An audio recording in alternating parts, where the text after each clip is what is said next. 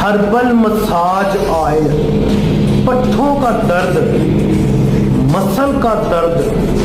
पाँव में बहुत ज़्यादा दर्द होना, कंधों में बहुत ज़्यादा दर्द होना, जोड़ों का दर्द, एड़ियों का दर्द, घुटनों में सूजन का हो जाना।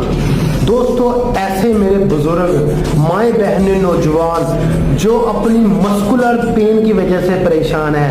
मसल में बहुत ज़्यादा पेन रहती है, पिन्नियों में, एड़ियों में बहुत ज़्यादा पेन रहती है, मोहरों का दर्द, कमर में बहुत ज़्यादा पेन रहती है, अर्कुन निसा शाइटी का पेन बहुत ज़्यादा है, लंगड़ी का दर्द, वो दर्द जो दाईं टांग की तरफ या बाईं टांग की तरफ आती है, कंधों में बहुत ज़्यादा पेन होती है, मसल पुल हो चुके हैं, मसल में बहुत ज़्यादा पेन रहती है, मसल्स में सूजन हो चुकी है,